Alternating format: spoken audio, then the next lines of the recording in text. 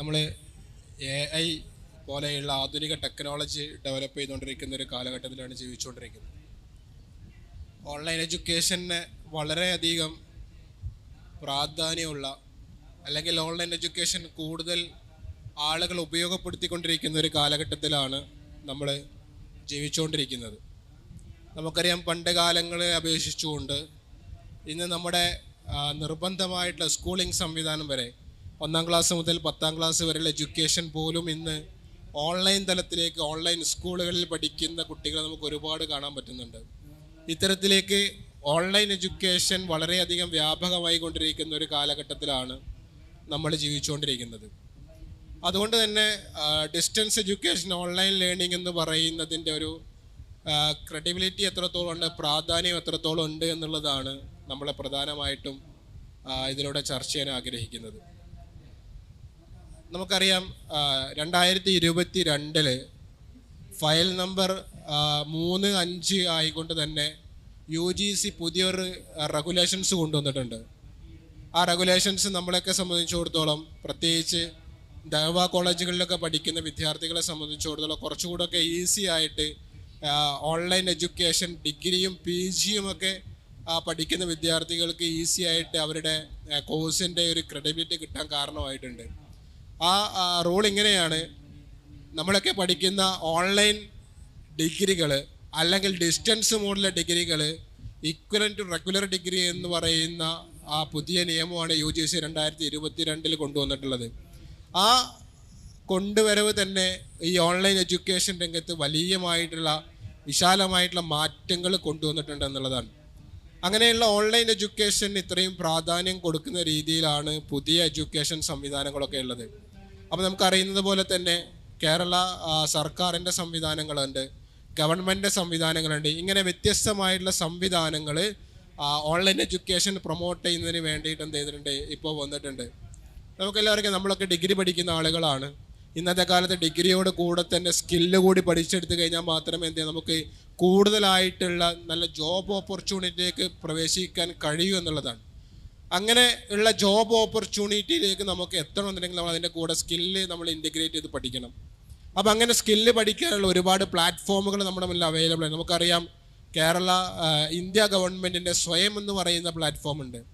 നമ്മളൊക്കെ ഒരു central university ഒരു കോഴ്സ് പഠിക്കണം, ഒരു സെൻട്രൽ യൂണിവേഴ്സിറ്റിയുടെ സർട്ടിഫിക്കേഷൻ എന്ത് ചെയ്യണം, നമുക്ക് ഇതോടുകൂടെ ആഡ് ഓൺ ചെയ്യണം എന്നൊക്കെ ആഗ്രഹിക്കുന്ന വിദ്യാർത്ഥികളെ സംബന്ധിച്ചിടത്തോളം അവർക്ക് ഏറ്റവും നല്ല രീതിയിൽ ഉപയോഗപ്പെടുത്താൻ പറ്റുന്ന ഒരു പ്ലാറ്റ്ഫോമാണ് സ്വയം സെൻട്രൽ എന്ന് പറയുന്ന പ്ലാറ്റ്ഫോം ഉണ്ട്. ഈ പ്ലാറ്റ്ഫോമിനകത്ത് വ്യത്യസ്തമായിട്ടുള്ള സെൻട്രൽ യൂണിവേഴ്സിറ്റി, അലിഗഡ് മുസ്ലിം യൂണിവേഴ്സിറ്റി, JNU പോലെയുള്ള, അതുപോലെ തന്നെ IIT മദ്രാസ് പോലെയുള്ള ടെക്നിക്കൽ കോഴ്സുകൾ പോലും എന്ത് ചെയ്യുന്നുണ്ട്, നമുക്ക് ഫ്രീ ആയിട്ട് ആക്സസ് കിട്ടുന്ന രീതിയിലാണ് ഈ സ്വയം സെൻട്രൽ എന്ന് പറയുന്ന പ്ലാറ്റ്ഫോമിനകത്ത് ലഭ്യമായിട്ടുള്ളതുണ്ട്. അപ്പോൾ നമുക്കതിനകത്ത് കോഴ്സുകൾ ഫുള്ള് ഫ്രീ ആയിട്ട് പഠിക്കാൻ പറ്റും. സർട്ടിഫിക്കേഷൻ, ഓൺലൈൻ എക്സാം എഴുതി വാങ്ങേണ്ട സർട്ടിഫിക്കറ്റ് അതിനകത്തുണ്ട്. അതുപോലെ തന്നെ നമ്മൾ എന്ത് ചെയ്യണം, ചില കോഴ്സുകൾക്ക് അവർ നിർദ്ദേശിക്കുന്ന അല്ലെങ്കിൽ അവർ അസൈൻ ചെയ്യുന്ന ക്യാമ്പസുകളിൽ പോയിട്ട് നേരിട്ട് എക്സാം ചെയ്തിട്ട് സർട്ടിഫിക്കേഷൻ നേടാനുള്ള ഓപ്ഷൻസുള്ള കോഴ്സുകളുണ്ട്. അപ്പോൾ ഈ 2 തരത്തിലുള്ള കോഴ്സുകളും ചെയ്യുന്ന സമയത്ത് നമ്മൾക്ക് സർട്ടിഫിക്കേഷന് വേണ്ടി മാത്രം ചെറിയ പേയ്മെൻറ്റ് കൊടുക്കുകയും ബാക്കിയുള്ള കോഴ്സിൻ്റെ ആക്സസ് മുഴുവൻ നമുക്ക് ഫ്രീ ആയിട്ട് പഠിക്കാൻ പറ്റുന്ന രീതിയിലാണ് സ്വയം സെൻട്രൽ എന്ന് പറയുന്ന പ്ലാറ്റ്ഫോം നമുക്ക് ലഭ്യമായിട്ടുള്ളത്. അതുപോലെ തന്നെ ഡിസ്റ്റൻസ് മോഡിൽ പഠിക്കുന്ന വിദ്യാർത്ഥികൾ സാധാരണഗതിയിൽ ചോദിക്കാറുണ്ട്, ഏതൊക്കെയാണ് ഡിസ്റ്റൻസ് മോഡിലെ ഡിഗ്രി അവൈലബിൾ ആയിട്ടുള്ളത്, ഏതൊക്കെ യൂണിവേഴ്സിറ്റികൾ അതിനെ ഏറ്റവും നന്നായിട്ട് നമുക്ക് ഉപയോഗിക്കാൻ കഴിയുക എന്നുള്ളത് പലപ്പോഴും ചോദിക്കാറുണ്ട്. IGNOU യൂണിവേഴ്സിറ്റി ചൂസ് ചെയ്യണോ, അതല്ല ശ്രീനാരായണ ഗുരു ഓപ്പൺ യൂണിവേഴ്സിറ്റി ചൂസ് ചെയ്യണോ, ഇങ്ങനെയുള്ള ചോദ്യം വരാറുണ്ട്. ഈ ചോദ്യത്തിന് നമുക്ക് എങ്ങനെ സൊല്യൂഷൻ കണ്ടെത്താൻ നമുക്ക് നോക്കുന്ന സമയം നമ്മൾ പ്രധാനമായിട്ട് ശ്രദ്ധിക്കേണ്ട 2 കാര്യങ്ങളുണ്ട്. ഒന്ന്, നമ്മൾ ഹയർ എഡ്യൂക്കേഷന് വളരെ പ്രാധാന്യം കൊടുത്തുകൊണ്ട് ഒരു ഇൻഡെപ്ത് കണ്ടന്റ് വേണം, ഇൻഡെപ്തായിട്ട് എനിക്ക് എന്ത് ചെയ്യണം, അതിൻ്റെ കോഴ്സ് ഡീറ്റെയിൽസ് കിട്ടണമെന്ന് ആഗ്രഹിക്കുന്ന വിദ്യാർത്ഥികളാണെന്നുണ്ടെങ്കിൽ അവർക്ക് ഏറ്റവും ബെറ്ററായിട്ട് ചൂസ് ചെയ്യാൻ പറ്റുക എന്ന് പറയുന്നത് IGNOU യൂണിവേഴ്സിറ്റി തന്നെയാണ്.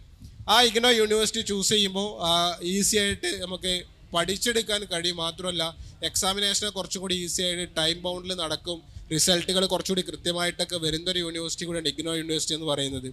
എന്നാൽ ദഅ്വ സംവിധാനത്തിൽ പഠിക്കുന്ന കുട്ടികൾ അവർക്ക് പ്രയോറിറ്റി എന്തായിരിക്കും, ദഅ്വ പഠനമായിരിക്കും പ്രയോറിറ്റി ഉണ്ടാവുക. എന്നാൽ എന്ത് വേണം, നമ്മൾ പഠിച്ചിറങ്ങുമ്പോഴേക്കും ഒരു ഭൗതിക ഡിഗ്രി വേണം എന്ന് ആഗ്രഹിക്കുന്ന വിദ്യാർത്ഥികളെ സംബന്ധിച്ചിടത്തോളം അവർ കുറച്ചുകൂടി ഈസി ആയിട്ട് എഴുതാൻ പറ്റുന്നത് SGOU ശ്രീനാരായണ ഗുരു ഓപ്പൺ യൂണിവേഴ്സിറ്റി ആയിരിക്കും.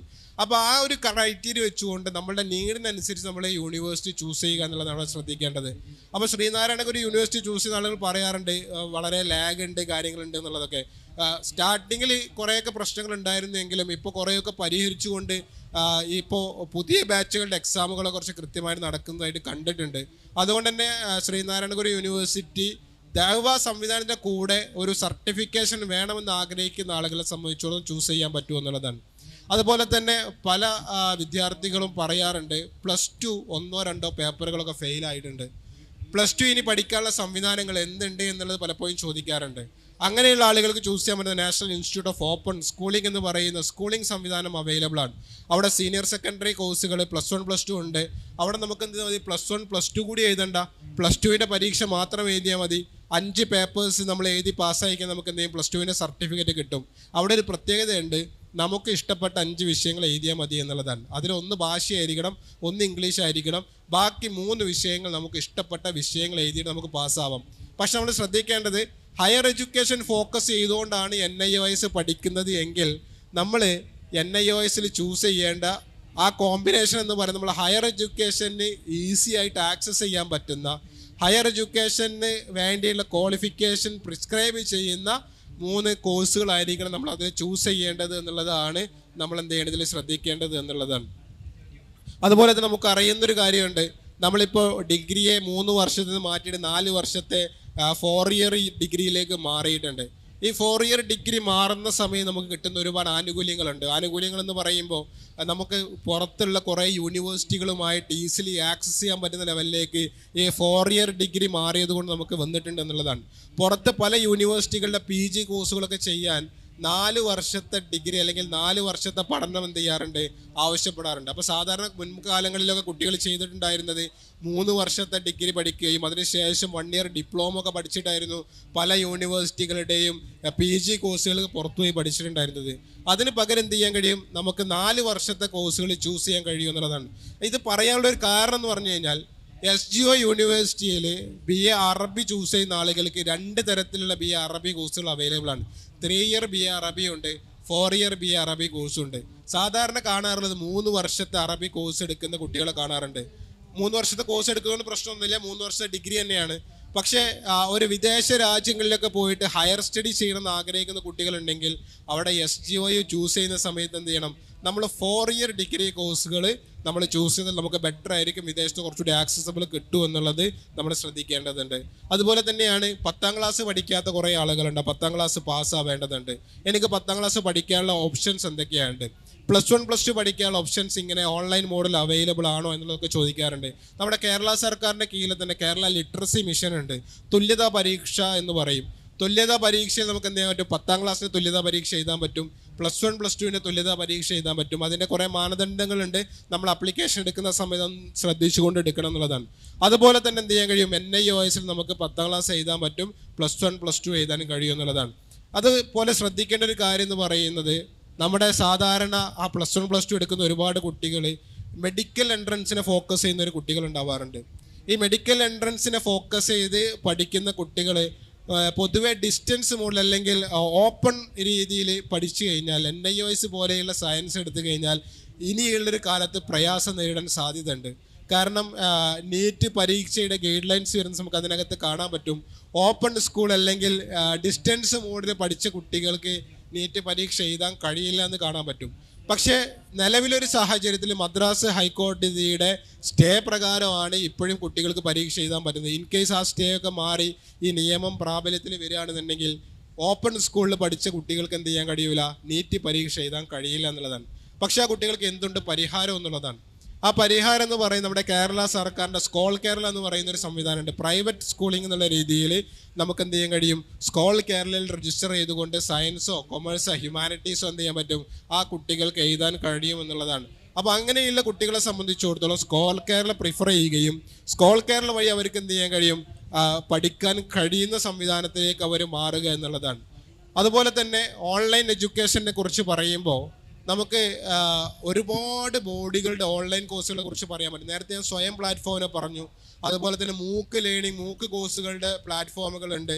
ഇതുപോലെയുള്ള പല സെൻട്രൽ യൂണിവേഴ്സിറ്റികളുടേതും അതുപോലെ തന്നെ അബ്രോഡിലുള്ള ഫോറിൻ യൂണിവേഴ്സിറ്റികളുടെ കോഴ്സുകൾ അവൈലബിൾ ആകുന്ന ഒരുപാട് പ്ലാറ്റ്ഫോമുകളുണ്ട്. 150-ലധികം വ്യത്യസ്തമായിട്ടുള്ള പ്ലാറ്റ്ഫോമുകളിൽ നല്ല ക്രെഡിബിലിറ്റിയുള്ള ഓക്സ്ഫോർഡ് യൂണിവേഴ്സിറ്റിയുടെ പോലെയുള്ള IIT പോലെയുള്ള ക്യാമ്പസുകളുടെ കോഴ്സ് അവൈലബിൾ ആകുന്ന പ്ലാറ്റ്ഫോമുകൾ ലഭ്യമാണ്. ആ പ്ലാറ്റ്ഫോമുകളെ കുറിച്ച് നമ്മൾ കൃത്യമായിട്ട് മനസ്സിലാക്കുകയും നമുക്ക് ഏറ്റവും ഈസി ആക്സസ് കിട്ടുന്ന, നമുക്ക് ഈസിലി ചെയ്ത് കംപ്ലീറ്റ് ചെയ്യാൻ പറ്റുന്ന കോഴ്സുകൾ ചൂസ് ചെയ്തുകൊണ്ട് ഓൺലൈൻ എഡ്യൂക്കേഷൻ നമ്മൾ നന്നായിട്ട് ഉപയോഗപ്പെടുത്തണമെന്ന് പറയാൻ കാരണം എന്ന് പറയുന്നത് UGCയുടെ റൂൾ തന്നെയാണ് 2022 കൊണ്ടുവന്നിട്ടുള്ള ഓപ്പൺ ഡിസ്റ്റൻസ് ലേണിങ്ങും ഡിസ്റ്റൻസ് മോഡിലെ ലേണിങ്ങും ഈക്വലൻ്റ് ടു റെഗുലർ ഡിഗ്രിയാണ്. റെഗുലർ ഡിഗ്രിയുടെ അതേ പ്രാധാന്യമുണ്ട്, അതേ വാല്യൂ കൽപ്പിക്കപ്പെടുന്നുണ്ട് എന്നുള്ളത് കൊണ്ട് തന്നെ എന്ത് ചെയ്യണം, തീർച്ചയായിട്ടും നിങ്ങൾക്ക് ഓൺലൈൻ കോഴ്സ് എടുത്തുകൊണ്ട് നിങ്ങളുടെ പഠനം പൂർത്തിയാക്കാൻ കഴിയും. അങ്ങനെ പഠനം പൂർത്തിയാക്കാൻ കഴിയട്ടെ. നിങ്ങളെല്ലാവരും നല്ല കരിയറിലേക്ക് എത്താൻ കഴിയട്ടെ എന്ന് മാത്രം ആശംസിച്ചുകൊണ്ട് അവസാനിപ്പിക്കുന്നു. Thank you.